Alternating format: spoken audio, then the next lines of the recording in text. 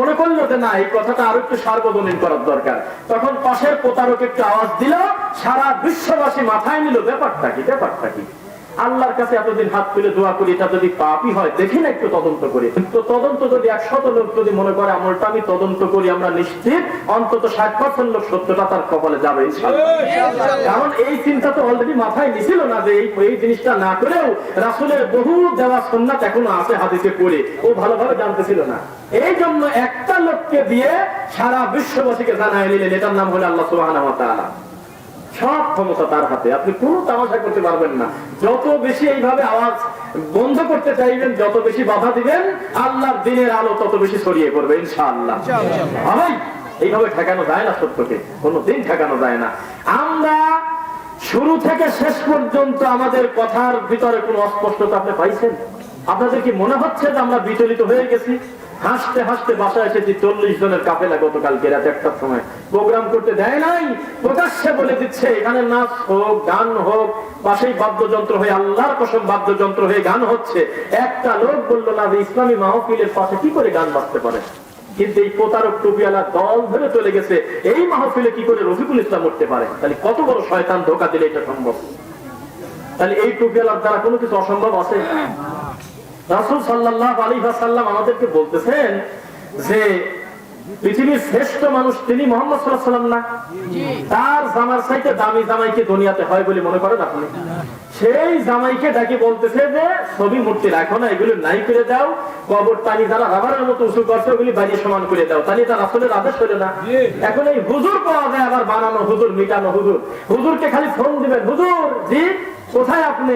বলতেছে যে আমি টাঙ্গাইল কি আমি ময়মনসিংহ অমুক জায়গা, একটু চলে আসেন তো, টিভিতে বসে 10,000 টাকা দেবো না, বলে দেন যে আল্লাহর কাবা ঘরটাও হলো মূর্তি। নাউযুবিল্লাহ। হুজুর বলে দিচ্ছে কোনো সমস্যা নেই, হাজরা আসওয়াদ পাথর ওইটা নাকি মূর্তি, আল্লাহর কাবা ঘর নাকি মূর্তি। কি দেখেন নাই মনে হয়? তাহলে হুজুর কি না পারে? ভ্যারাইটিস হুজুর না আপনি বলেন তো দেখি, ভ্যারাইটিস হুজুর, ভ্যারাইটিস। যেই জিনিস এত ভয়ঙ্কর যে শুধুমাত্র একটা প্রতীককে, একটা অবয়বকে, একটা চিহ্নকে মূল্যায়ন করার কারণে লোকটার নাম হবে মুশরিক। কি হবে বুঝেন নাই? মুশরিক হবে না নাম। আর এই মুশরিক একটা জিনিস, একটা মূর্তি বানানোর পরে মূর্তিটা ঢাকা আছে, এই মূর্তিটার কাপড়, মুখ থেকে কাপড় সরাবে, ঘুমটা সরাবে, একটা হুজুরের দিয়ে দোয়া করায়। শুনছেন কথা? এই তোমার মুনাজাত। হুজুর দাঁড়ায় আছে, আশেপাশে গুরুত্বপূর্ণ ব্যক্তিরা আছে, তারা মনে করতেছে যে একটা হুজুর মানুষের মুনাজাত ছাড়া এই মূর্তির মাথা কি করে আমরা খালি করি। ওয়া বারাকাতুহু। ইন্নাল হামদুলিল্লাহ, আলহামদুলিল্লাহিল্লাযী ওয়াহদা, ওয়াস সালাতু ওয়াস সালামু আলা মান লা নাবিয়্যা বা'দা। আম্মা বা'দু ফাআউযু বিল্লাহি মিনাশ শাইতানির রাজীম। اليوم أكملت لكم دينكم وأتممت عليكم نعمتي ورضيت لكم الإسلام دينا. وقال تعالى أطيعوا الله وأطيعوا الرسول ولا تبطلوا أعمالكم. قال النبي صلى الله عليه وسلم من أحدث في أمرنا هذا ما ليس منه فهو رد. اللهم صل على محمد وعلى آل محمد كما صليت على إبراهيم وعلى آل إبراهيم إنك حميد مجيد. اللهم بارك على محمد وعلى آل محمد كما باركت على إبراهيم وعلى آل إبراهيم إنك حميد مجيد. الحمد لله. সকল প্রশংসা আল্লাহর জন্য, আল্লাহর দরবারে শান্তি শুকরিয়া আদায় করছি। আমরা এই মুহূর্তে একটি গুরুত্বপূর্ণ মাজলিসে আমরা বসতে পেরেছি, আলহামদুলিল্লাহ। শান্তি অবতীর্ণ হোক আল্লাহ রাসূলের উপরে সাল্লাল্লাহু আলাইহি ওয়াসাল্লাম। আল্লাহুম্মা সাল্লি আলাইহি আল্লাহুম্মা বারিক আলাইহি। আমরা ঠিক খুব বেশি সময় দিয়ে আপনাদেরকে বিরক্ত করতে চাচ্ছি না। পিছন থেকে কোনো কথা ছাড়া সামনের দিকে আগায় চলে আসেন, একদম চেপে বসেন। পিছনে কারা বসবে এই চিন্তা আপনি মাথায় নিয়েন না। পিছনে এসে কারাই জায়গা বুক করে নেবে ওইটা মাথায় না নিয়ে আপনার জায়গা পূর্ণ আপনি পুরা করে সামনের দিকে গিয়ে বসেন। কথার গ্যাপে গ্যাপে কিন্তু আমরা বলতে পারবো না যে আরো জোরে লা ইলাহা বলে থেমে যায়, আপনাদেরকে সময় দেবো, তা না। আমরা যখন কথা শুরু করবো আমরা কথা বলবো ইনশাআল্লাহ। আজকে কথা বলবো ইনশাআল্লাহ, শুনবেন তো? কথা বলতে হবে, ভিতরটা ফেটে যাচ্ছে, কথা বলার পরিবেশ হচ্ছে না, অনেক কথা আজকে আমাদের হবে ইনশাআল্লাহ, শুনবেন তো ইনশাআল্লাহ? তো ওরা নারাজ যায়, আমরা একটু লিল্লাহি দেই, দেখি কেমন আওয়াজ হয়। লিল্লাহি তাকবীর, লিল্লাহি তাকবীর। আলহামদুলিল্লাহ।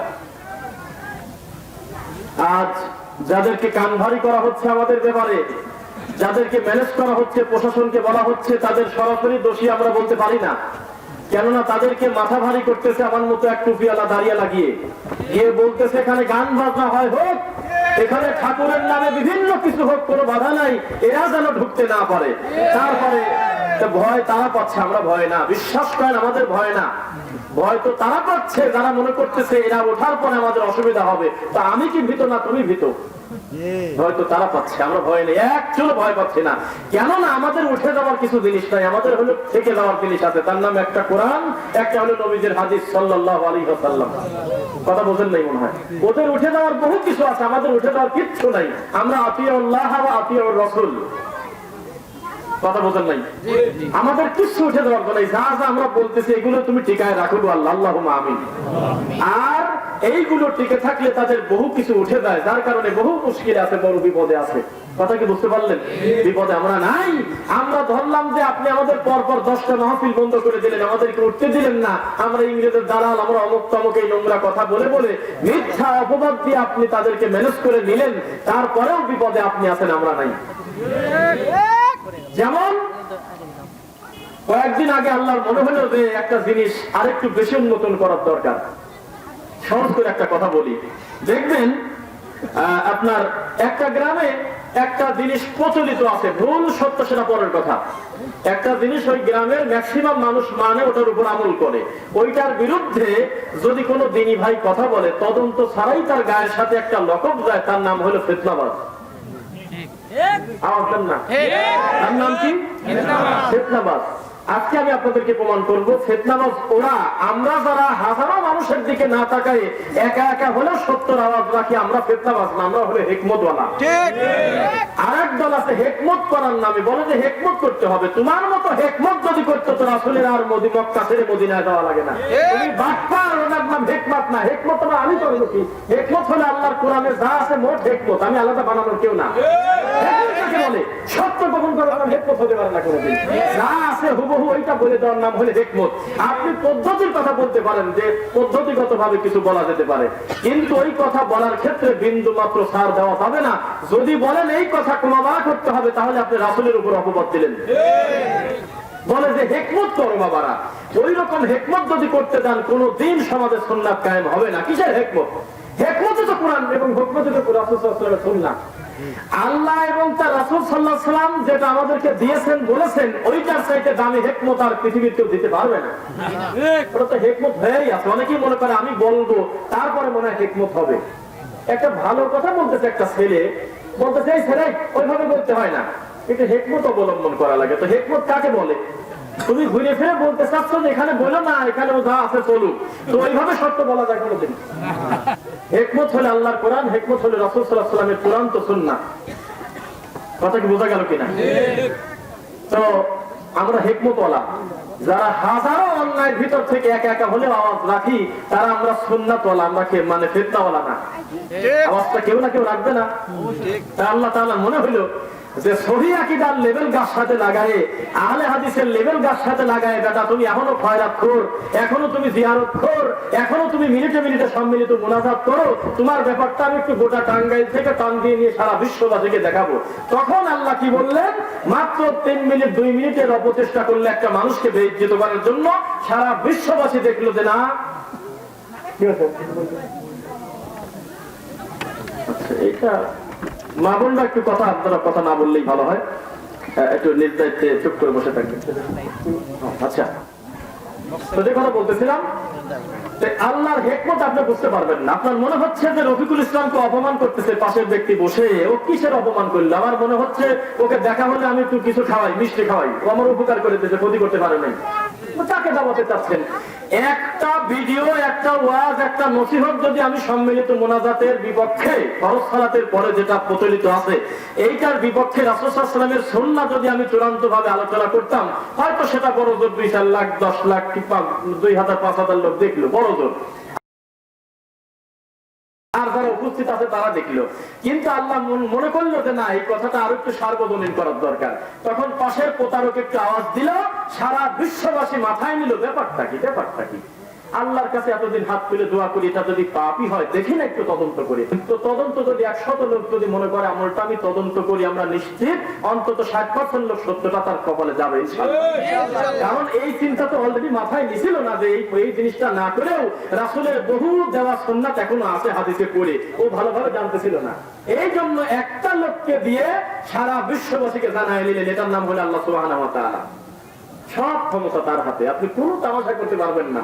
যত বেশি এইভাবে আওয়াজ বন্ধ করতে চাইবেন, যত বেশি বাধা দিবেন, আল্লাহর দ্বীনের আলো তত বেশি ছড়িয়ে পড়বে ইনশাআল্লাহ। ভাই, এইভাবে ঠেকানো যায় না, সত্যকে কোনোদিন ঠেকানো যায় না। আমরা শুরু থেকে শেষ পর্যন্ত আমাদের কথার ভিতরে কোনো অস্পষ্টতা আপনি পাইছেন? আপনাদের কি মনে হচ্ছে যে আমরা বিচলিত হয়ে গেছি?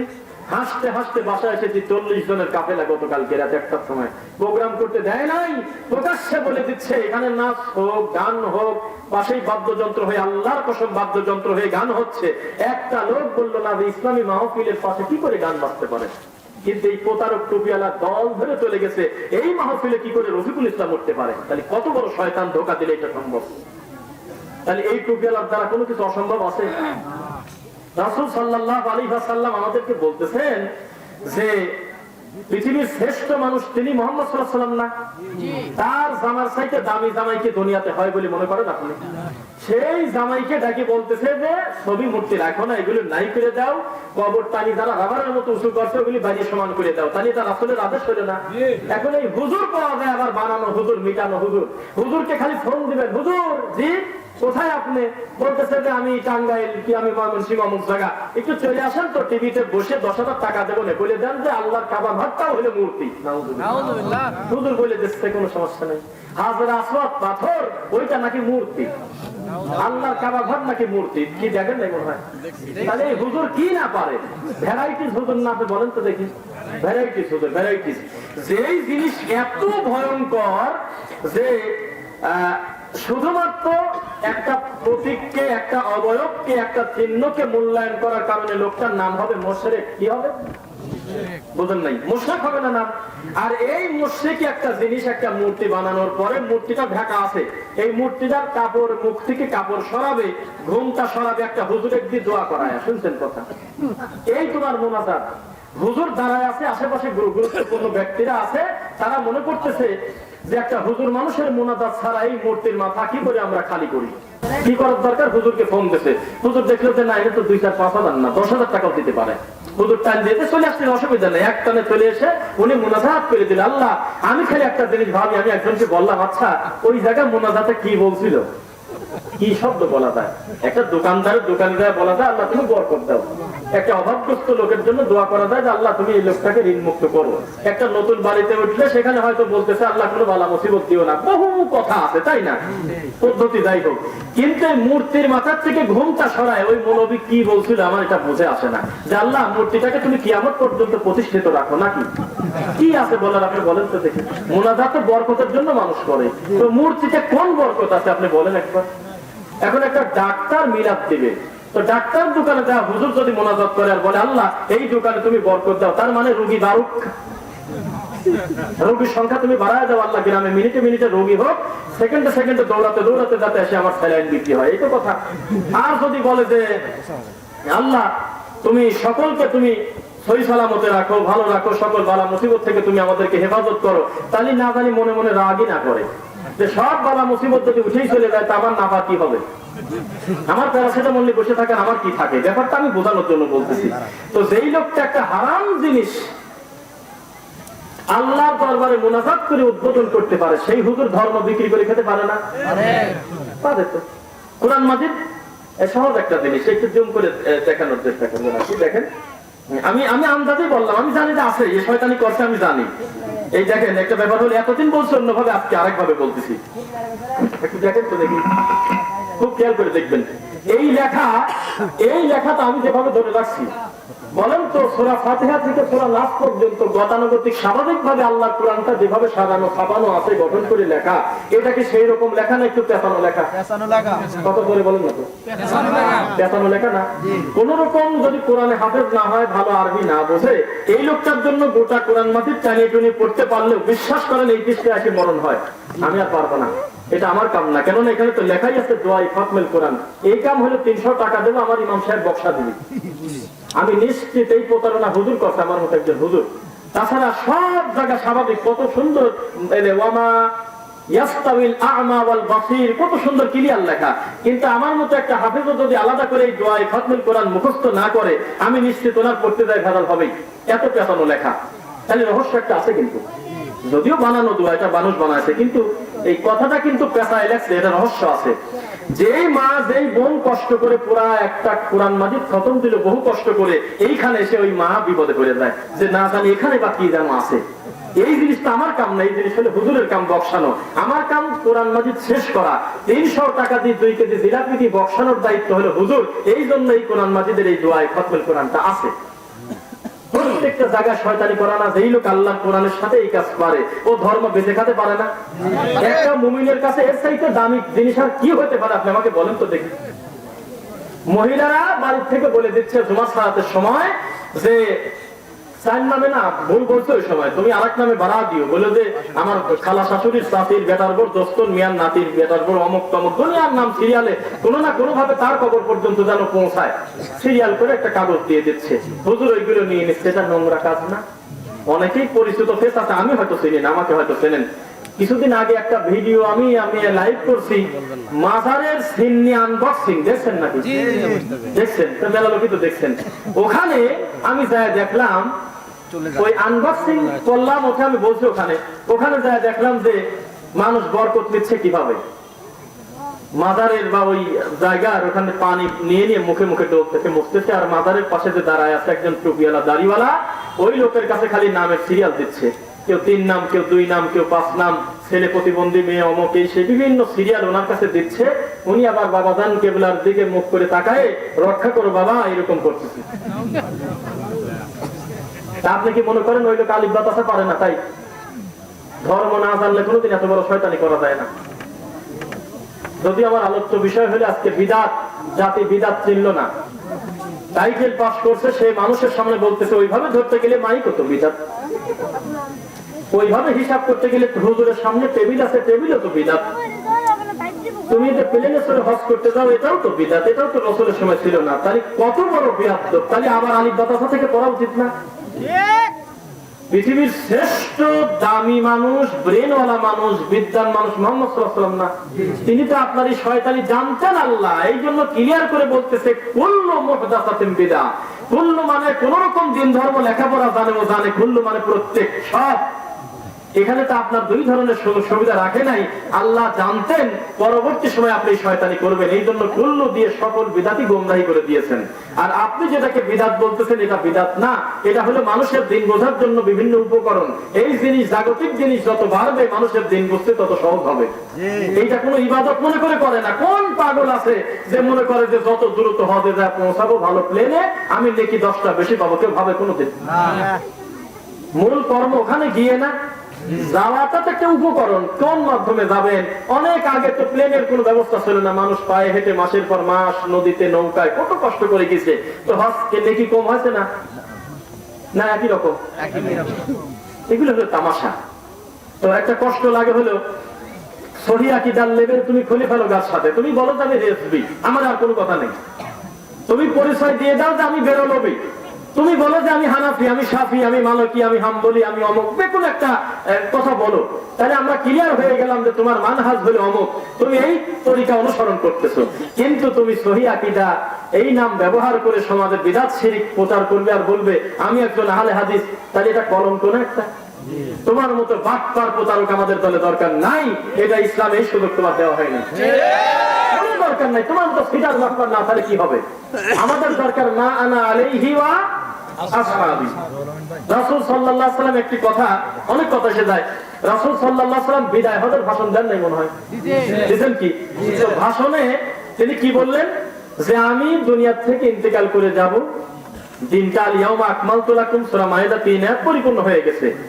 আমি দুইটা জিনিস রেখে গেলাম, তারাক্তু ফীকুম আমরাইন, দুইটা জিনিস রেখে গেলাম, কিতাবাল্লাহ ওয়া সুন্নতি। তাই তো কথা? তো রাসূল সাল্লাল্লাহু আলাইহি ওয়াসাল্লাম কেন বললেন না কিতাবাল্লাহ ওয়া সুন্নতি ওয়া আবু বকর? রাসূল সাল্লাল্লাহু আলাইহি ওয়াসাল্লামের উপরে, এই পৃথিবীতে মাটির উপরে মানুষ হিসেবে আমরা আবু বকর রাদিয়াল্লাহু তাআলা আনহুর চাইতে বেশি দামি মানুষ কাউকে মনে করি না।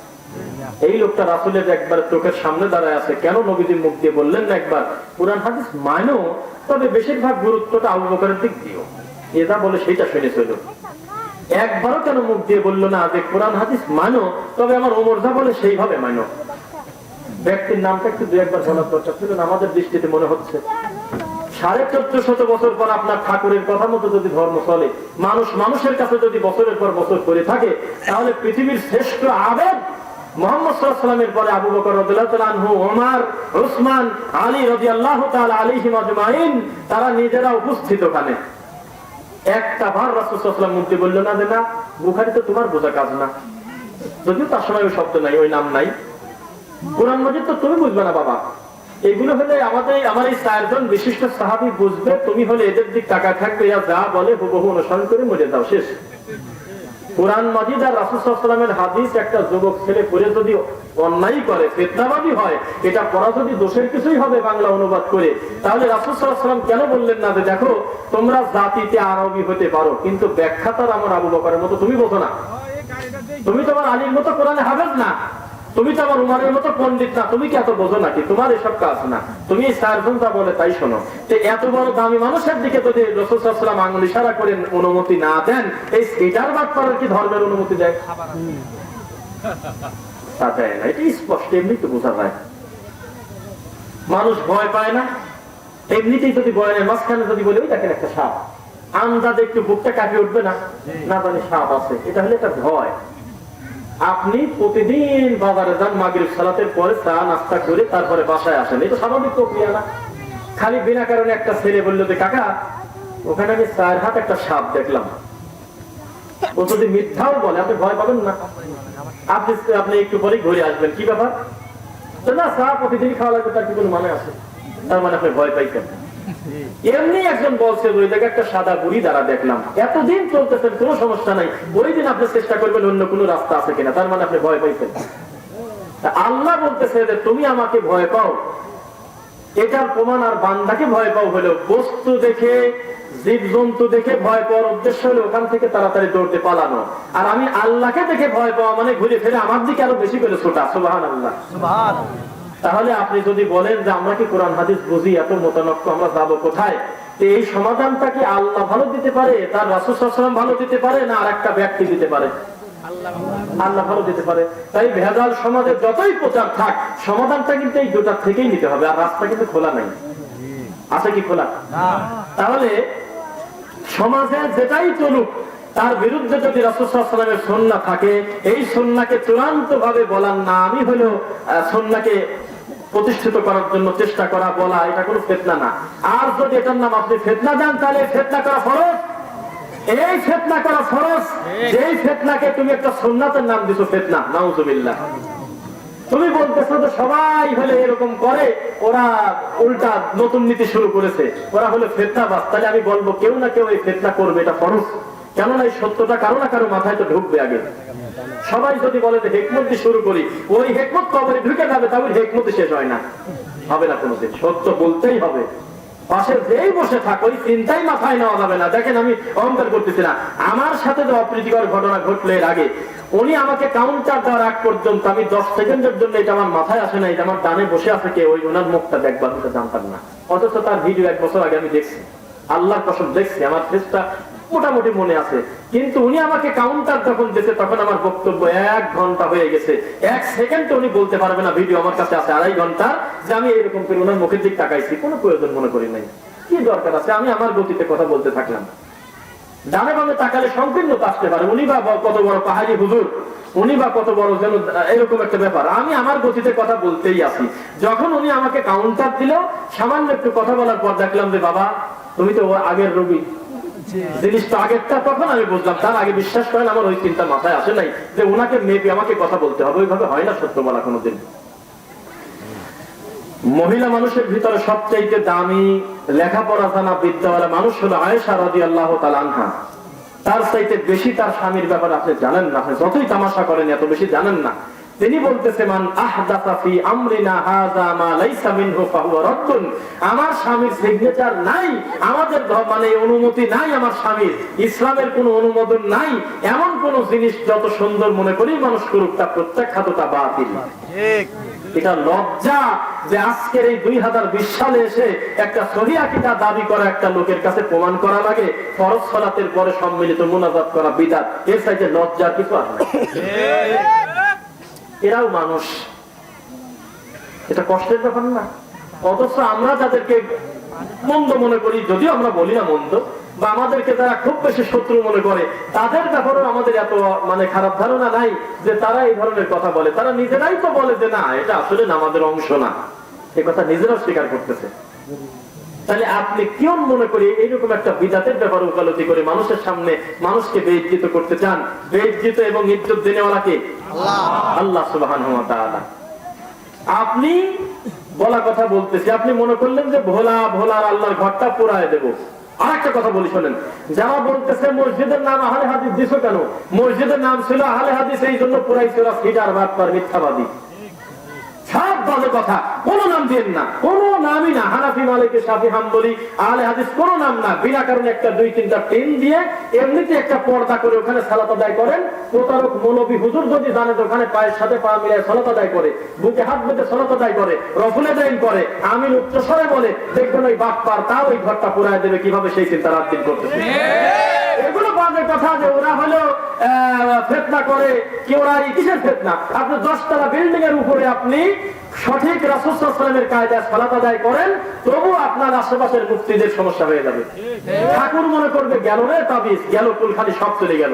ভয়তে আছে, ভয় থেকে আমি থাকি নাকি? ভয় তো তোমার। তুমি আমাকে দেখে ভয়তে তুমি মঞ্চে উঠতে দাও না, তো ভয়কে আমি পালাম না তুমি পাইলে না? বুঝলেন না? আমি ভয় না, তোমার ভয়। আমি সেই পাবনা থেকে কত দূর থেকে এসেছি নারায়ণগঞ্জে, আমি আজকে 2টা কথা বলবো। তোমার সকল বাবা চলে, মাঝখানে আমাকে চলে না, তো ভয় তুমি পেলে না? তাহলে আমি কি করে আমি সত্য বলতে ভয় পাবো? আপনি একবার বলেন তো আমাকে। আমি দিন যত যাচ্ছে, যত বাধাপ্রাপ্ত হচ্ছে, আমি মনে করতেছি যে কিছু দিনের কাজ হয়তো আল্লাহ আমাকে দিয়ে করাচ্ছেন, আমার শুকরিয়া আদায় করার দরকার আল্লাহর কাছে, আলহামদুলিল্লাহ। আর বাধাপ্রাপ্ত হওয়ার পর বিড়ালের মতো গতি ঠিক রাখা মৌলবী হুজুর আমি না। ঠান্ডা হুজুর হয়ে মানে 2টাই ঠিক বলে মানুষের ভিতরে একটা কন্ট্রোভার্সি তৈরি করে দিয়ে ওখান থেকে এক বাবাজি আমাকে বললো, দাদা একটা কথা বলেছি, টাকনুর উপরে কাপড় পরা আর টাকনু ঢেকে কাপড় পরা পার্থক্য কি? তা আমি এই ওনাকে খুশি করার জন্য বললাম যে বাবারে ঝামেলা করা লাগে না, 2টাই ঠিক, অত বাড়াবাড়ি করা লাগে না। তাহলে ওই লোক কি কোনো সিদ্ধান্ত নিয়ে বাড়িতে গেল? একটা কথা বললেন আপনি না? উনি আমাকে বলতেছে যে বাবারে আপনার আপনার মসজিদে আল্লাহর ঘরে জুমার সালাতে ইমাম সাহেব যখন খুতবায় বসে তখন আল্লাহর ঘরে লাল বাতি দেওয়াটা সুন্নাত না বিদআত? তখন আমি ওনাকে বললাম যে বাবার এসব ভেজাল করার দরকার নেই, 2ই চলে। তাহলে ওই লোক কি সিদ্ধান্ত নিতে পারবে আসলে বলে চলে কোনটা? যারা বলতেছে ফেতনা করো না, ঠিক আছে, ওরাও ঠিক আছে, এটাও ঠিক আছে, বিশ্বাস করেন আপনাকে গরুর ধাঁধায় ফেলা দিল। তাহলে আপনি বাসায় যাওয়ার সময় কি মনে করে যাবেন একবার বলেন তো এখন, যে ঠিকটা ডানের পাশেরটা ঠিক না বামের পাশেরটা ঠিক? এটা ভেজাল করে গেলেন আপনি। তার সাথে সত্যটা আপনি বলে যান, ধরে নিলাম যে 80% লোক মনটা খারাপ করলো, আপনার খালিক তো খুশি হলো। সারা পৃথিবীর মাখলুক যদি সন্তুষ্ট হয়ে যায়, খালিক যদি অসন্তুষ্ট হয়, আপনার সব গেল না। আর খালেক যদি আপনাকে সন্তুষ্টি হয়ে যায় আপনার উপরে, গোটা মাখলুক যদি আপনাকে অভিশাপ করে, 4 পয়সার লাভ নেই। তাহলে সত্য কি সত্যই বলতে হবে না কি না বেঁচে কুচে বলতে হবে? সত্য সত্যই বলতে হবে। কিতাবুন আনজালনাহু, এ মুহাম্মদ সাল্লাল্লাহু আলাইহি ওয়াসাল্লাম, এটা হলো কিতাব, আনজালনাহু, আমি আল্লাহ উপর থেকে নাযিল করছি, ইলাইকা, আপনার উপরে, লিমানের জন্য, তুখরিজা, খরাজা, বের করা, মিন মানে হতে, যুলুমাত মানে অন্ধকার সমূহ, ইলা মানে দিকে, নূর মানে আলো। তাহলে আমার এই কোরআন দেওয়ার উদ্দেশ্যই হলো আপনি প্রতারকদেরকে, এই গোমরাহীদেরকে, কুসংস্কারাচ্ছন্ন মানুষদেরকে গোমরাহী থেকে কি করে আপনি হেদায়েতের পথে আনবেন, এটাই কোরআনের উদ্দেশ্য না। আপনি মনে করছেন যে পায়ে গেছি, হাতে ধরে গেলাম, অথবা কোরআনটা একটু বুঝলাম, আমার পেয়ে গেছি, এখন এটা নিয়ে আমি তাবিজ দিতে খাবো। এইভাবে কি কোরআনের সৌন্দর্য মানুষ বুঝতে পারবে? কোনো দিন জানতে পারবে না। কষ্ট লাগে। আপনি এসব ফাজলামো করে লাভটা কি বলেন তো দেখি? আপনি 30টা মসজিদ পোড়ায় দিলেন, 30টা মসজিদ পোড়ায় দিলেন, 10 জন দিনী ভাইকে পিটালেন ধরে, এটাই কি আপনি দিনটা বন্ধ করে নষ্ট করে দিতে পারবেন? আপনার চাইতে ইহুদি খ্রিস্টান কম চেষ্টা করে আল্লাহ দিনের বাতি নিভানোর জন্য, বলেন তো একবার। ওরা রাত দিন চেষ্টা করতেছে, আপনি শীতের দিনে অনেকে মাফলার পরে আসছেন, চাদর, বিশ্বাস করেন একটা লম্বা সময় বিজ্ঞানীরা এসি রুমের ভিতর থেকে ঘেমে গেছে। মোহাম্মদ আবার কি জিনিস এইটা ভেবে ভেবে। কোন ধরনের লোক ছিল? একটা এতিম মানুষ, যে সময় কোনো মোবাইল ছিল না, বৈদ্যুতিক যন্ত্র ছিল না, মানুষে মানুষের যোগাযোগের কোনো এরকম সেকেন্ডের ভিতরে ভিডিও কল ছিল না, হাজার হাজার মাইল দূর থেকে আমরা মিনিটের ভিতরে ব্যক্তির সাথে শেষ হবো, কোনো মাধ্যম নাই, কোনো প্রযুক্তি নাই, এমন একটা সময় মরুভূমির বালির ভিতর থেকে মোহাম্মদ এত বড় কিতাব পাইল কোথায়? আমরা এই 1450 বছর পর বিজ্ঞানের কল্যাণে, প্রযুক্তির বদৌলতে কত নতুন নতুন জিনিস মানুষের সামনে প্রেজেন্ট করতেছি, কিন্তু ঘরে ঢুকেই দেখি যে মোহাম্মদ 1450 বছর আগে কোন না কোন ইঙ্গিত আগেই দিয়ে গেছে। সুবহানাল্লাহ। তাহলে ওপরে কনটেনশনে নাই যে কোরআনটা কি করে ভুল প্রমাণ করা যায়। তো এত বড় সম্পদ আপনার ঘরে, আপনি তামাশা করে বসে আছেন। তামাশা করে বসে নাই। সারা পৃথিবীর সকল লোক যদি মনে করে যে কোরআন মাজিদ আমি যথেষ্ট মহব্বত করবো, সম্মান করবো, চুমা দেবো, চোখে লাগাবো, চোখে লাগানো তো একটা ব্যাপার। দেখেন একটা ছোট একটা খেলাফে সুন্নাত, সরাসরি বিদআত বললাম না, ছোট একটা খেলাফে সুন্নাত মানুষকে ভাগ করে দেয়। আমরা ভাগ করি না, জানেন কি? সবচাইতে বেশি অপবাদ দেয় আমরা নাকি ভাগ করে দেয় মানুষকে। বলে না যে আমরা মানুষকে ভাগ করে দিচ্ছি, উম্মতের ভাগ করাচ্ছি, নাউজুবিল্লাহ, উম্মতকে এক করার চেষ্টা করতেছি। ইনশাআল্লাহ দেখবেন 2-3 জন মানুষ আমরা এক জায়গায় বসে আছি, একামত হচ্ছে, কথা বলেন না, যে যেখানে আছে বসে পড়ুন, একামত হচ্ছে আল্লাহু আকবার, আল্লাহু আকবার, আশহাদু আল্লা ইলাহা ইল্লাল্লাহ, আশহাদু আন্না মুহাম্মাদুর রাসূলুল্লাহ। এই কথা বলার সাথে সাথে আমার এই ভাইজন হলো এইভাবে ফু দিয়ে হাত মুছে চুমা খাচ্ছে 3 বার করে। এরপরে আমার বাম পাশের এই ভাইজন জোরে করে বলতেছে সাল্লাল্লাহু আলাইহি ওয়াসাল্লাম, আর আমি বলতেছি মাঝখানে হলো আশহাদু আন্না মুহাম্মাদুর রাসূলুল্লাহ। বিশ্বাস করেন আমার সুন্নাত এই দুইজনের কাছে অবহেলিত মনে হবে। ওনারা যদি ওইটার উপরেই প্রতিষ্ঠিত থাকে, মনে হবে যে আমি নবীর দুশমন। আমার নবীর নাম শুনেও দরুদ পড়লাম না একবার, আমি একটু ফোঁ দিয়ে চোখে আমি গতি বাড়ায় নেব, আমার সোনার নবীর নাম শুনেও এই লোক কিছুই বললো না। আমাদের চাইতে ওনার হলো আল্লাহ ভীতি কম। একটা ছোট মুস্তাহাব নাকি বিদআত কত ক্ষতি করে দেখেন একবার। দল তো এখানে তৈরি হয়েই গেছে, তো দল আপনি তৈরি করবেন কিভাবে? আর প্রত্যেকে যদি মনে করতে ভেজাল যাবো বিশেষ, পৃথিবীর শ্রেষ্ঠ মুয়াজ্জিন তার নাম হলো বেলাল, বেলালকে অনুমতি দেওয়া হলো, বেলাল তুমি ইকামতের শব্দ, আযানের শব্দ কিভাবে মুয়াজ্জিন যা বলে তোমরাও তাই বলতে থাকবে। কথা আমাদের রাসূল শিক্ষা দেন নাই? তবে শুধু হাইয়া আলাস সালাহ, হাইয়া আলাল ফালাহ সময় লা হাওলা ওয়ালা কুওয়াতা ইল্লা বিল্লাহ পড়ো। তাহলে মাঝখানে আমরা সাল্লাল্লাহু আলাইহি ওয়াসাল্লাম বলে এ পর্যন্ত সব বাদ দিয়ে দিলাম। শেষের দিকে টান দিয়ে গিয়ে বললাম যে হলো সদ্দাকটাও বারাতটা, আল্লাহ নামে বরকত নাই, নাউজুবিল্লাহ। আশহাদু আল্লা ইলাহা ইল্লাল্লাহ, এর চাইতে দামি আওয়াজের শব্দ আছে, শাহাদাত সাক্ষী আছে? এই শব্দের সময় চুপ করে বসে থাকি, কিন্তু যখন বলা হয় আশহাদু আন্না মুহাম্মাদুর রাসূলুল্লাহ, সঙ্গে সঙ্গে ফু দিয়ে চোখ মুছে। ওকে জাহান্নামে যাওয়ার জন্য চোখ মুছতেছে, জান্নাতে তাড়াতাড়ি যাওয়ার জন্যই কামনা করতেছে না। বিদআত যে যত গতি নিয়ে করে, তার ধারণা আমি জান্নাতে তত দ্রুত ঢুকবো। কেননা বিদআতকারী তো পরিশ্রম করে, খুব পরিশ্রম করে। মাগরিব থেকে এশা পর্যন্ত 12 রাকাত তাওয়াবিল পড়া, এরপরে সিদকা চেঁচামেচি করে জিকির করা, কত পরিশ্রম আপনি করে দেখেন একদিন। না করেন না, এটা ভেজাল করেন না। মানে কত ভেজাল, কত কষ্ট, গা ঘেমে ভিজে শেষ হয়ে যাচ্ছে। মাগরিব থেকে এশা পর্যন্ত মুসাল্লায় বসে থেকে প্রতিদিন ওযিফা কালাম পড়তেছে, ইল্লাল্লাহ পড়তেছে 3000 বার। কি স্বাভাবিক কথা মনে করলেন? এই লোকটাকে জাহান্নামে ঢুকবে এই আশায় এত বড় বিদআত করে? তাহলে আপনার চাইতে কি করে দৌড়ে জান্নাতে যাওয়া যায় সেই আশায় বিদআত করতেছে। এই সাধারণ লোকগুলিকে যারা বোঝায় সঠিক পথে আনবে, ও হলে তার মধ্যে বসে আছে, ওটা তো টাইম নেই। ও হলে বসে আছে কখন খয়রাতে ডাকবে তখন আমি বাড়াবো, আমি তাছাড়া হুজুর আমার কি থাকে। গ্রাম থেকে বা বিভিন্ন জায়গা থেকে মাঝে মধ্যে ফোন যে বেটা ভালো আছো, তোমার আজকে কয়েক বছর তোমার মুখটা দেখি না, অনেকদিন দেখা হয় না, নতুন একটা ঘর করছি, আমি আশা করছি যে বেটা তোমার দিয়ে মিলাদ দিয়ে তারপরে ঘরে উঠবো। কত আবেগ, কত আশা।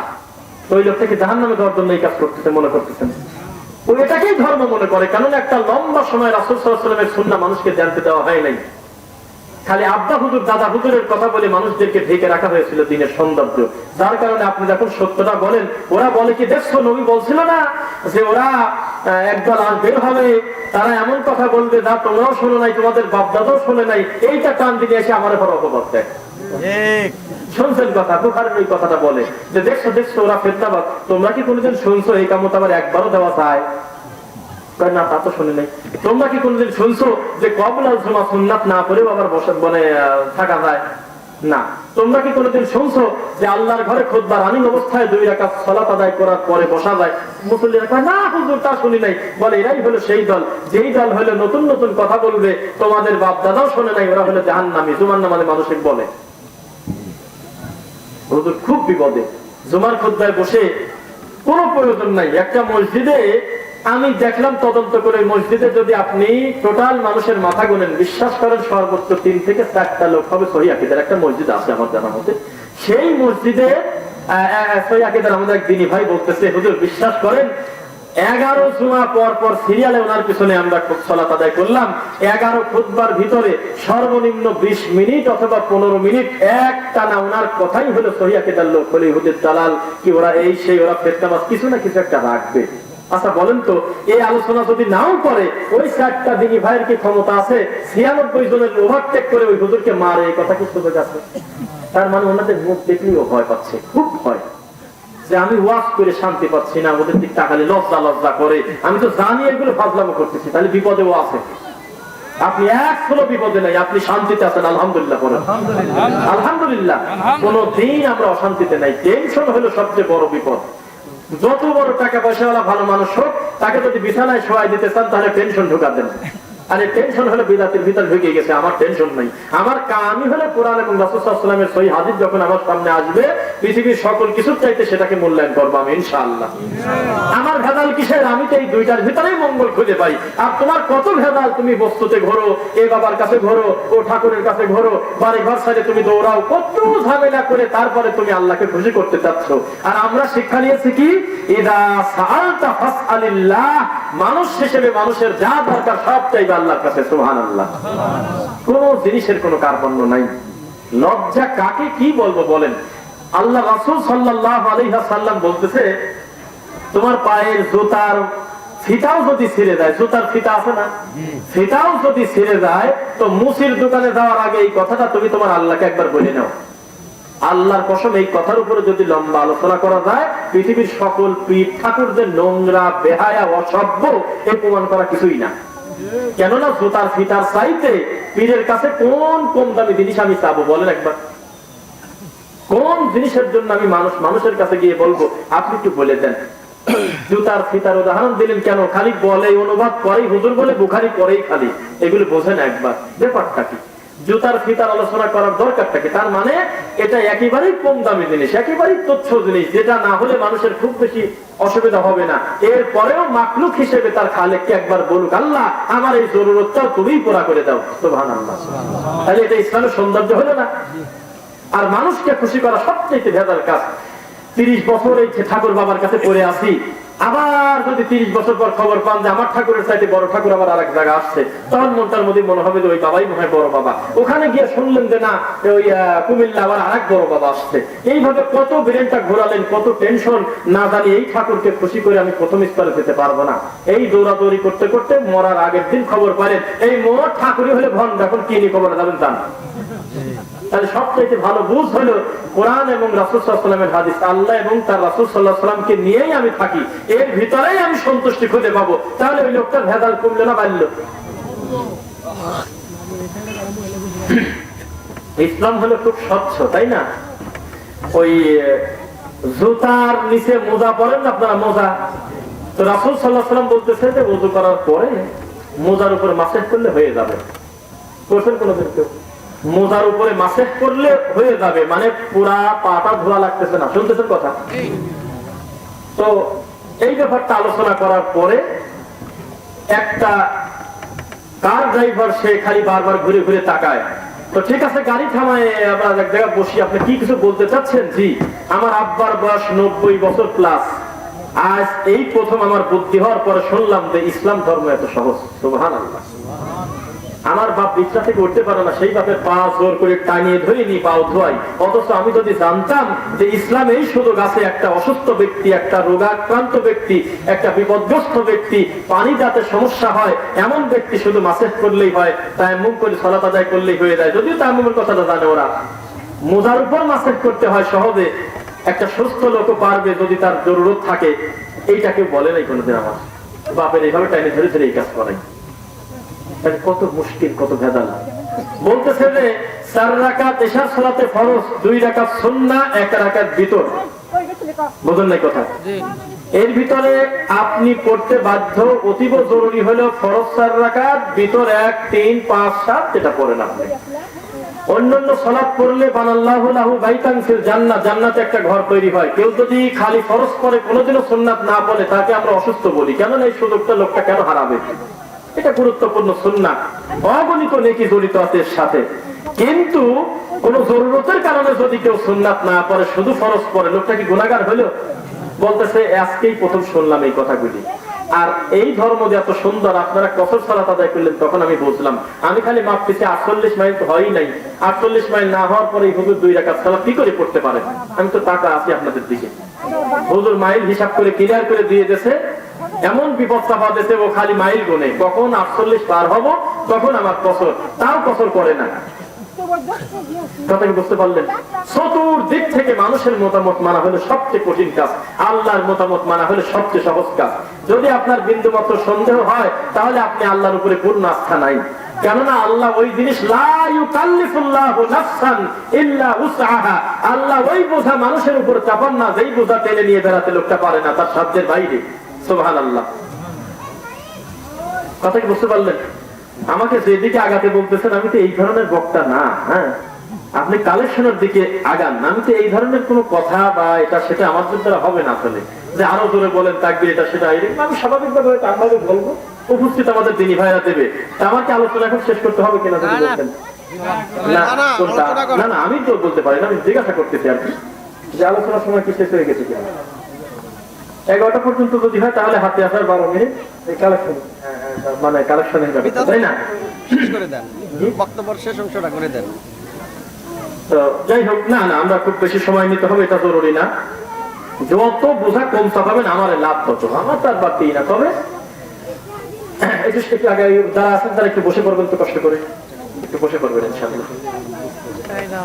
তো যে কথা বলতেছিলাম, আজকের থেকে আমাদের দিকে তাকান। আপনি মন খারাপ করবেন না বাবাজি, বিশ্বাস করেন আমার মতো, হ্যাঁ আমার মতো ছোট মানুষ এইটা আমি ছোটবেলায় একটা লম্বা সময় আমি মাথায় নেই নাই। আমরা মনে করতাম আমার বাপের যে দোকানটা আছে দোকানের দলিল লাগে, দোকানটা আমাদের কিনা। আমরা যে বাড়িতে বসবাস করতেছি সেই বাড়ির দলিল লাগে, আসলে কাগজপত্র ঠিক আছে কিনা। আমাদের উত্তর মাঠে যে 10 বিঘা জমি আছে এই জমির কাগজপাতি লাগে, ইবাদত করতে যে দলিল লাগে, এই আওয়াজটা কিন্তু বিশ্বাস করেন আপনারা অনেক লম্বা সময় শুনছিলেন না, অস্বীকার করবেন?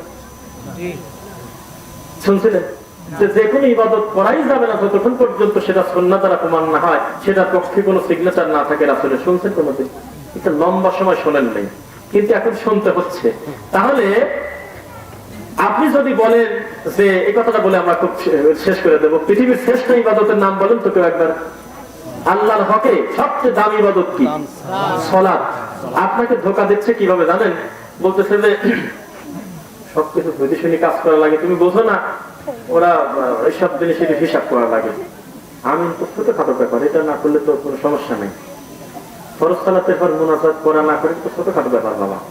বুকে হাত বাঁধা, নাভির নিচে হাত বাঁধা, হাত ছাড়িয়ে দেওয়া, এটা তো ছোটখাটো ব্যাপার বাবা।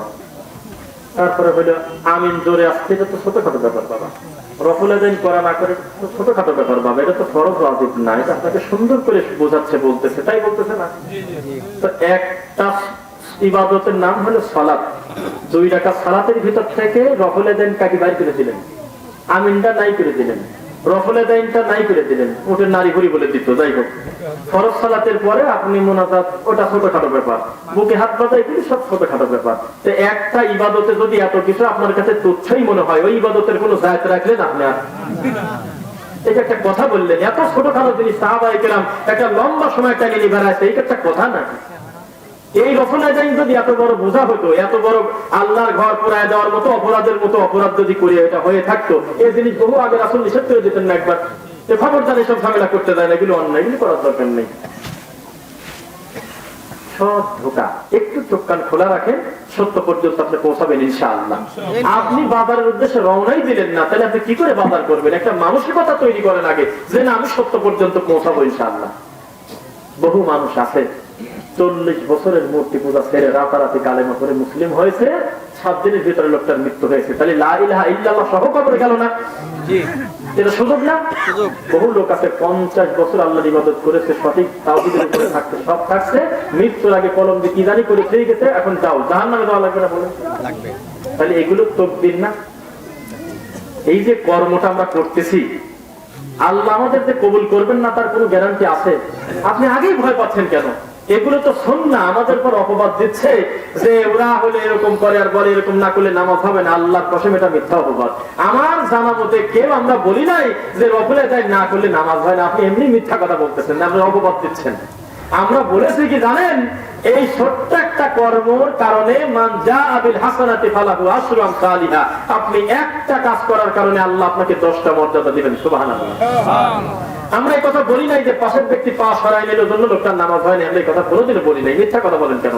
আমরা বলছি যদি কষ্ট করে একটু মিলান, কি এমন ক্ষতি আছে? তাহলে রফা বিহা দারাজা, আপনার দরজা সম্মান আল্লাহ বৃদ্ধি করে দিবেন। বানাল্লাহু লাহু বাইতান ফিল জান্নাহ, ব্যক্তির এই ফিজিক্যাল ডিসটেন্সটা যদি ঠিক রেখে, মানে না ঠিক রেখে পায়ের সাথে পা যদি লাগায় দেন, তাহলে জান্নাতে একটা ঘর তৈরি হয়।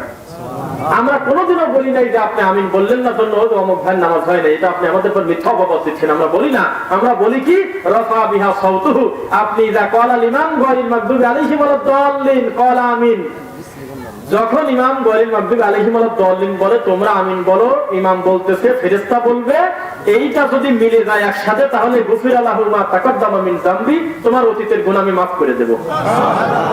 তাহলে আপনি যেটাকে ছোটখাটো মনে করে দূরে সরাই দিচ্ছেন, মূলত এটা ফজিলত, বহু কিছু হারাচ্ছেন না আপনি। কর্মটা আপনার কাছে তুচ্ছ তাচ্ছিল্য মনে করে সরাই দিচ্ছেন, দুইটা ভুল করতেছেন। পাহাড় পরিমাণ নেকি থেকে বঞ্চিত হচ্ছেন।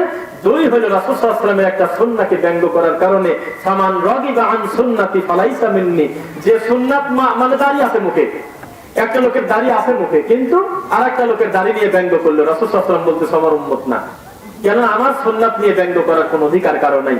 যদি বারবার যদি আপনি বলেন যেগুলো ছোটখাটো ব্যাপার বারবার বলতে বলতে যদি জোরে করে একবার বলেন তা নবীজির উম্মত আপনি না। কেন না? নবীজির সুন্নাতকে ছোটখাটো বলার সুযোগ আপনাকে দিল কাকে? এগুলো তো নবীজির সুন্নাত, আপনি মানেন না। আপনি পূজা করলেই বা কিরা ঠেকাবে? 3 মাস পর নারকেল ফাটা দিয়ে আসেন, জিলাপি দিয়ে আসেন, খুরমা দিয়ে আসেন, দুর্গার সামনে, কালীর সামনে, ভগবতীর সামনে। আপনি মানুষ। ওয়াহাদাইনাহুন নাজদাইন, আমি কি তোমাকে দুই ধরনের সুবিধা দেই নাই? ওয়া ফারিকুম ফিল জান্নাতি ওয়া ফারিকুম ফিস সাঈর, তুমি চাইলে জান্নাতের পথেও যেতে পারবে, জাহান্নামের পথেও যেতে পারবে। পূর্ণ স্বাধীনতা দেয় নাই আল্লাহ? দিয়েছে কিনা? আপনার গ্রামে এমন কোন রেকর্ড আছে যে আমাদের গ্রামে একটা শেষরা চোর ছিল, 30 বছর চুরি করতে একটানা, এই জন্য একদিন আমরা যায় দেখি আল্লাহ রাত করে রাত্রির বেলা খানা পেলে সরাই এনেছে? দেখছেন? কোনদিন কি শুনছেন যে একটা লোক জেনা করে বাসায় যাচ্ছিল আমাদের গ্রাম থেকে, এই জন্য মাথার পর ঠাটা ফেলা দিয়েছে আল্লাহ? আমরা বুঝতে পারলাম যে অমুকের ঘর থেকে কেবল বের হইল। কত ধৈর্য ধরে আছে, আপনাকে সুযোগ দিচ্ছে আল্লাহ, বান্দারে একটু বিবেকটা খাটিয়ে আমার কথা মানো, আমার রাসূলের কথা মানো সাল্লাল্লাহু আলাইহি ওয়াসাল্লাম। তাহলে সুযোগ কিন্তু হয়ে গেছে একটা। আজকে যেটাকে, এটা হলো উইরে আমিন আমারে, মানে ওইরে, এটা আমার না। রফলে দাইন ওইরে, বুকে হাত বাঁধা ওইরে, খয়রাত না করা ওইরে, মুনাজাত না করা ওইরে, সব কিছু যদি একটা দিক আপনি ফেলে দিয়ে দেন যে ওটা ওদের, ওটা আমাদের তো না। বিচারের মাঠে কিন্তু এই সুযোগ আপনার নাই যে আল্লাহ একটু পরে আসেন, আমাদের বাম পাশের আল্লাহ ভিন্ন আছে, কেননা আমাদের ইবাদত ধরে নেওয়ার আলাদা আল্লাহ আছে। এই কথা বলতে পারবেন না? একই আল্লাহ আপনারা আমার হুবহু আমলগুলো নেবে। তাহলে আপনি আজকে রাসূল সাল্লাল্লাহু আলাইহি ওয়াসাল্লামের সুন্নাহকে বোঝা মনে করে আমাদের দিকে ফেলে দিচ্ছেন আর বলতেছেন এগুলো উইরে, এটা আমার না, ওরা রফা দান, ওরা এটা সেটা বিভিন্ন কিছু বলে আমাদের উপর যে অপবাদ দিচ্ছেন, মূলত আপনি নিজে বোকামি করে রাসূলের অগণিত সুন্নাহ আপনি আমল করার সুযোগ পেলেন না। এটা বোকামি করে এত গুরুত্বপূর্ণ জিনিস আপনি হারালেন। আমরা খুব বেশি কথা আমরা লম্বা করতে চাচ্ছি না। এখানে যদি কাউকে জিজ্ঞাসা করা হয় বলেন তো ওযু ভঙ্গের কারণ কয়টা, যেমন তেমন লোক বলবে 7টা। নামাজ ভঙ্গের কারণ কয়টা, দেশে বলবে 19টা। যদিও এগুলো সিরিয়াল করা সত্য মিথ্যা আমরা ওটা বলতে চাচ্ছি না, এটা প্রয়োজন নাই। কিন্তু আপনার বক্তব্যে পড়ছে কোনদিন এমন ছেলেও কিন্তু সালাতুল ওয়াজিব, ওযু ভঙ্গের কারণ, বিভিন্ন জিনিসের কারণ জানে কিনা, জানে কিনা। কিন্তু ইমান ভঙ্গের কারণ কয়টা ব্যক্তি জানে একটা বলেন তো, যে সবচেয়ে দামি সম্পদ হলো ইমান, এই জিনিসও ভাঙিয়েও আবার যায়। অনেক মানুষ জানে না, জানে কি? অনেকেই জানে না। আপনি জানেন, দেখা গেল আপনি তাকে দাওয়াত দিতে যাচ্ছেন, তার মাথায় এখন এটা ঢোকেই নাই যে ইমান আবার কোনোদিন ভাঙে নাকি। তাকে এইটা বোঝানোর জন্য মানুষের উপরে রাগ থাকলেও মানুষের বইয়ের উপরে রাগ থাকে না, তাকে জানেন। মানুষের লেখনের উপরে রাগ থাকে না, লেখা বই রাগ থাকে না, টেবিলে রেখে দেন। কোনো না কোনো দিন ওই ভাই যতই গোমরা হোক একদিন বলবে কি ব্যাপার, ও কি দিছিল একটু খুলে দেখি তো, হতে পারে কিনা। তো এই ব্যাপারে আমরা কথা বলবো। এখন একটা ব্যক্তি উঠবেন না, যদি ওঠেন তো আমি কথা হয়তো বলা প্রয়োজন মনে করবো না।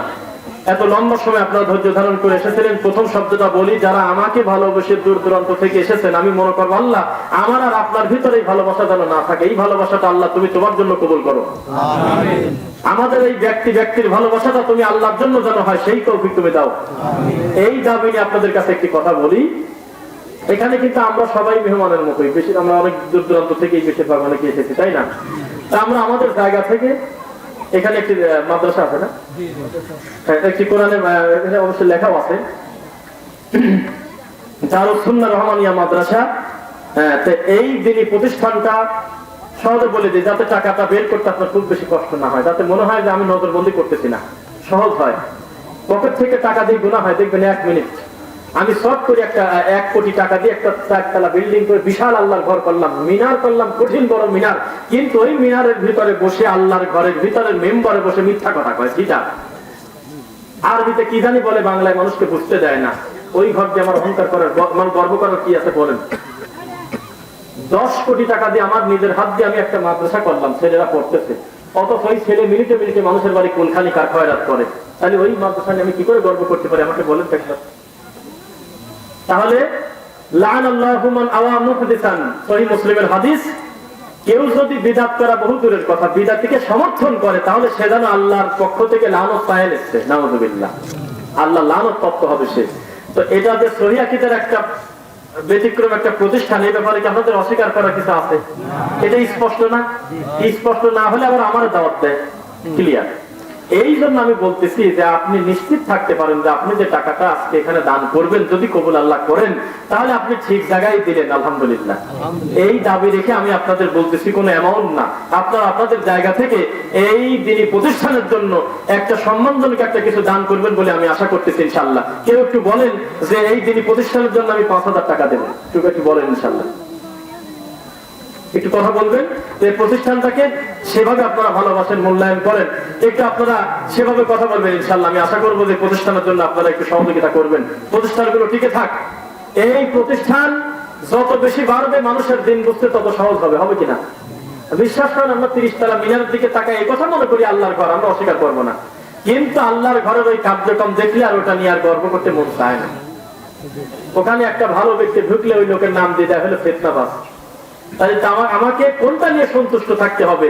সেইটার ভিতরে রাসূল সাল্লাল্লাহু আলাইহি ওয়াসাল্লামের চূড়ান্ত সুন্নাহ শিক্ষা দেওয়া হয়, সেইটা না। এইটা টিকিয়ে রাখার জন্য আপনারা আপনাদের জায়গা থেকে সম্মানজনক একটা কিছু করবেন বলে আমি আশা করতেছি। জি, আসেন, একটু কষ্ট করে উঠে আসেন, এসে এখানে জমা দেন। আলহামদুলিল্লাহ, নাম বলতে হবে না, আমি মনে করি আল্লাহ এমনিতে কবুল করবেন ইনশাআল্লাহ। হ্যাঁ, ছোট বাচ্চাকে দিয়ে আল্লাহ যে উদ্বোধনটা করলেন, এটা শেষ পর্যন্ত আল্লাহ যেন চূড়ান্ত ভাবে ভালোভাবে কবুল করেন ইনশাআল্লাহ। একটু উঠে আসেন, একটু নিজ গতিতেই আসবেন। আপনার আমি আলাদা ভাবে বলে সেভাবে মাথাতে হয়তো পারবো না। আল্লাযীনা ইউনফিকুনা ফিস সাররাই ওয়াদ দাররাই ওয়াল কাযিমিনাল গায়যা ওয়াল আফিনা আনিন নাস। আপনি যদি মনে করেন আমার টাকা নাই, তাহলে আবু বকর রাদিয়াল্লাহু তাআলা আনহুর দিকে তাকান। আপনি যদি মনে করেন বেশি টাকা হয়ে গেছে, অহংকার করবো, তাহলে উসমান রাদিয়াল্লাহু তাআলা আনহুর দিকে তাকান। মানে কোনো সুযোগই নাই। আলহামদুলিল্লাহ, আমার এই ভাইটা অনেক দূর থেকে এসেছে, নেত্রকোনা থেকে মেহমান হিসেবে এসেছে, তারপরে 500 টাকা তিনি দান করলেন। তো স্থানীয় যারা বসে আছেন, একবারে আগে বসে থাকেন, একবারে আল্লাহর নামে মানত করে না, উঠে আসবেন একটু ইনশাআল্লাহ। জাহাদ আলী ভাই 5,000 টাকা, আল্লাহ তুমি দানকে কবুল করো। আবু কালাম ভাই এক গাড়ি ইট। আলহামদুলিল্লাহ, একটু লিখে সেটাই ভালো হয়, মনে হয় লিখে রাখি। বিরক্ত হয় না, উঠবেন না কেউ। সাহেব আসবে এরপর ইনশাল্লাহ গুরুত্বপূর্ণ কথা বলবে। 10 টাকা দিতে পারবো না। আর আপনি যদি মাত্র 50 টাকা দিয়ে একটা বই নেন, তাহলে আমার মনে হয় বাড়িতে গিয়ে বইটা ধরবেন যে বাবা টাকা 50 দিয়ে কিনছি, এটা দরদ আসবে। ফিরে ফিরে দিলে পরেই থাকবে, খুব একটা গুরুত্ব থাকবে না। আপনি 50 টাকা দিয়ে ইমান হারানোর ভয়াবহ কারণ, এই বইটা ওখানে আছে বাম পাশে, আমি আমার হাত দিয়ে দেখছি। এই বইটার ভিতরে 70টার উপরে হাদিসের রেফারেন্স, কোরআন মাজিদ আয়াত সহ প্রত্যেকটা কথায় আমার নিজস্ব কোনো মতামত নাই, সব আমি রেফারেন্স সহ তুলে দিয়েছি ইনশাআল্লাহ। এই বইটা অবশ্যই যাওয়ার সময় নিয়ে যাবেন। টাকা নাই, আস্তে করে রুহুল আমিন ভাই বলবেন যে আমার কাছে নাই, অবশ্যই তিনি বই দিয়ে দেবে। এই বই বিক্রি করে আমাকে টাকা রোজগার করতে হবে, এই বই ছাপানোর বহু আগে, এটা আমার মাথায় নেই, এই চিন্তাই আমার মাথা থেকে নাই আলহামদুলিল্লাহ। কেননা এখানে আপনি কয়জন মানুষ, এর সাইডে 3 গুণ মানুষ এক একটা খুতবায় হয়, একটা খুতবায় 400 বই দেওয়ার পর কাঁপতে কাঁপতে বাড়িতে যাচ্ছে যে আপনি বেশি করে আনতে পারেন নাই। সুতরাং এখানে আমার ব্যবসা করতে হবে সেটা বলি না, বাসায় যাওয়ার সময় 50 টাকা দিয়ে একটা বই নিয়ে যাবেন। আচ্ছা গেল। এখন এই প্রতিষ্ঠানের ভিতরে কোরআনের হাফেজ ছাত্র বা তলবে ইলম রানিং ছাত্র নাই? আলহামদুলিল্লাহ। আছে কিনা ছাত্ররা? এদেরকে তৈরি করতে হবে না বলুন তো একবার। মিনিটে মিনিটে কবর পূজারি বের হচ্ছে, কথা বলি বুঝেন না কেন? মিনিটে মিনিটে মানুষের কাছে পড়ে থাকার লোকের সংখ্যা বাড়তেছে। তাহলে আপনি আমাদের এই সহিহ আকীদার এই হাতগুলো শক্ত করবেন না? করতে হবে কিনা বলেন? কঠিন ভাবে শক্ত করতে হবে, তাছাড়া পরবর্তী জেনারেশন যাবেটা কার কাছে? এই প্রতিষ্ঠানগুলো যদি চলমান করে না যান, আর যেভাবে আপনার ছেলে মেয়ে মাদ্রাসায় দেওয়া থেকে বিমুখ হয়ে গেছেন, পরবর্তী জেনারেশন যে কি ভেজাল হবে তার শেষ নাই, যদি সহিহ আকীদার মার্কাজ যদি না রেখে দেন। আসেন, উঠে আসেন, একটু কষ্ট করে আসবেন, এসে নিজ দায়িত্বে ইনশাআল্লাহ দিতে থাকবেন, সেটাই সুন্দর হবে। আসেন আসেন, না আপনি আচ্ছা মাঝখানে মাঝখানে নামবে নাকি? না, অলরেডি নেমে গিয়েছে। কেউ ফেরত দিবেন না ইনশাআল্লাহ? যার যার সহযোগিতা অনুযায়ী সেটা করবেন। বারবার বলতেছি, প্রোগ্রামটা সৌন্দর্য নষ্ট করবেন না, আপনারা আপনাদের জায়গা থেকে বসে থাকেন, বসে থাকেন। খুবই গুরুত্বপূর্ণ কথা বলতে। আর মা বোনদের কাছে ছোট বাচ্চাদেরকে চাদর অথবা রুমাল দিয়ে পাঠিয়ে দেন, আলহামদুলিল্লাহ তারাও গুরুত্বপূর্ণ সাদাকা করবে বলে আমরা আশাবাদী ইনশাআল্লাহ। কি হয়েছে? কোনো নড়াচড়া করবেন না, কোনো কথা বলবেন না, নিজ দায়িত্বে ইনশাআল্লাহ। আচ্ছা, আমরা আরেকটা এমনি তাকবীর দিতে যাচ্ছি যে আমরা আসলে ঠিক মতো আমরা আছি কিনা। লিল্লাহি তাকবীর, লিল্লাহি তাকবীর। আল্লাহ তুমি কবুল করো। লিখে ফেলেন, লিখে ফেলেন। জি, 2000-5000 টাকা যে যেভাবে দিবেন, আমাদের একটা ভয় করার জন্য আমরা কিন্তু বেশি আসলে মাতি না, এটা বুঝে নেওয়া লাগবে অর্থ। আমরা পারি মাঝখান থেকে একজন উঠলো, আল্লাহ দিল এত, জান্নাতে তুমি এটা করে দিও, এই সেইগুলো আমরা বলতে পারি, কিন্তু আসলে এগুলো কেমন জানি অস্পষ্ট লাগে। আমার মনে হয় আপনারা আপনাদের ইমানের গতিতে এসে কিছু দিবেন, সেটাই হয়তো ভালো হয়। হ্যাঁ, এই জন্য আমি আপনাদের বলতেছি, আপনাদের নিজ দায়িত্বে এসে আপনারা এখানে সহযোগিতা করবেন বলে আমরা আশা করা যাচ্ছে ইনশাআল্লাহ। আপনার মাথায় এই প্রোগ্রাম, আমাদের মাথায় শত শত জিনিস ঘুরতেছে। আপনার সাথে আমার আবার কবে সাক্ষাৎ হবে না হবে সেটা আল্লাহ দিচ্ছে, আল্লাহ জানে। অন্তত কোনো না কোনো ভাবে এই যিনি প্রতিষ্ঠানের ব্যাপারে আমরা একটু জড়িত থেকে দেয় আজকে ইনশাআল্লাহ। যারা যাচ্ছে এখানে কি রকম কালেকশন হয় বা আগেও কি হয়েছে না হয়েছে বা কি রকম, এটা অবশ্য বলা মুশকিল। আর আমার মনে হচ্ছে যে স্থানীয় যারা আছেন গ্রামবাসী, কেন জানি আপনারা হয়তো সেভাবে সন্তুষ্টজনক কিছু দিচ্ছেন না বলে আমার মনে হচ্ছে। যাওয়ার সময় একটা করে বই নিয়ে যাবেন।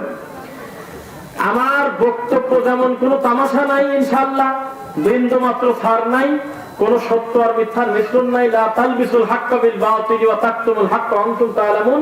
আমি এমন কোন অপ্রয়োজনীয় বই আমি লিখি নাই যে এটা পড়ে আপনার মনে হবে এই সবটা লেখার কি দরকার। আমি আপনার ভিতরে জীবন ঘনিষ্ঠ বিষয় নিয়ে আমি বইটা সাজাইছি।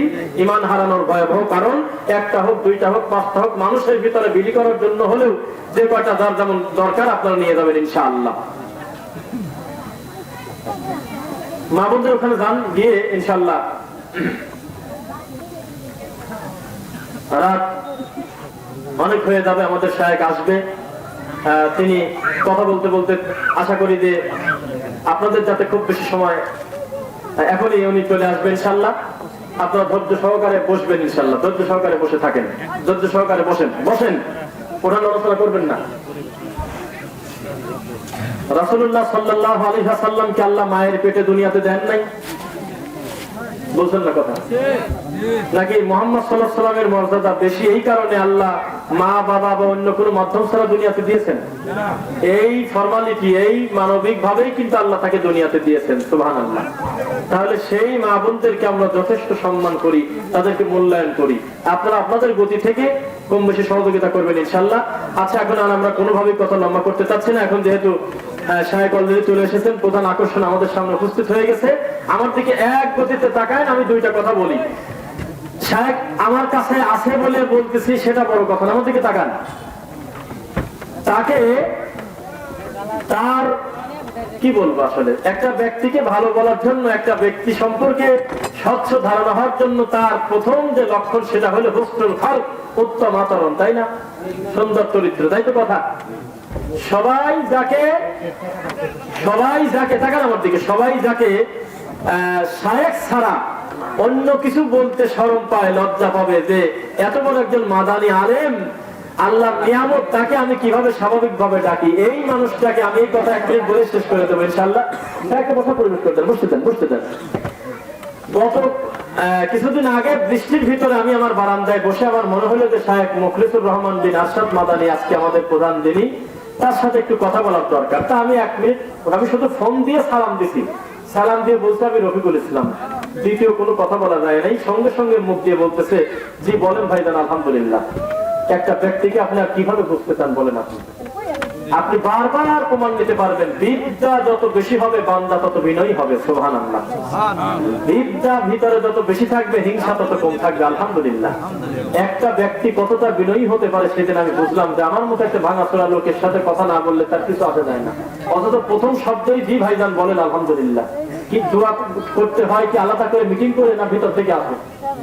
কথায় কথায় মিনিটে মিনিটে আসেন তো আমাকে অসাধারণ হয়ে বসে একটু কাজিয়ে দেই। তো এইটার জন্য দুঃখ করে বলি, নিজ গতিতে ভিতর থেকে কলিজা দিয়ে দোয়া বের হয়, তাই হয় না? সুতরাং সত্যের পক্ষে, সত্যের আওয়াজ দেওয়ার ক্ষেত্রে, বিদাতের বিরুদ্ধে, সুন্নাতের পক্ষে, মুখে কলমে মিডিয়ায় আমাদের আজকের শায়েখ মুখলিসুর রহমান বিন আরশাদ মাদানী যেভাবে লড়ে যাচ্ছেন, আল্লাহ তুমি তার এলেমকে আরো বেশি দারাজ করে দাও।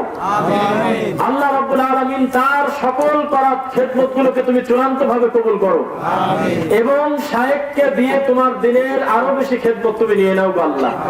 এবং যারা বিদআত, শিরক, কুফরকে প্রতিষ্ঠিত করার জন্য তোমার রাসূল সাল্লাল্লাহু আলাইহি ওয়াসাল্লামের চূড়ান্ত সুন্নাতকে বেইজ্জত করে, আল্লাহ তুমি তাদের হেদায়েত দাও, না হলে তুমি ধ্বংস করো আল্লাহ। সঠিক দিনের বিদ্যা তুমি সকলকে আল্লাহ তুমি দান করো। যে কথাগুলো বললাম, এই কথা প্রথমে আমাকে এবং যারা শুনলেন, আল্লাহ সকলকে তুমি আমল করার তৌফিক দান করো। আজকের আয়োজক কমিটি যারা কষ্ট করে এই প্রোগ্রামটা সাজিয়েছেন, টাকা দিয়ে, শ্রম দিয়ে, মেধা দিয়ে, বুদ্ধি দিয়ে, জায়গা জমি দিয়ে, সকলের খেদমতকে তুমি কবুল করো আল্লাহ। কোনো রকম কোনো কথা না বলে আমরা আমার কথা শেষ করছি। আসসালামু আলাইকুম ওয়া রাহমাতুল্লাহি ওয়া বারাকাতুহু।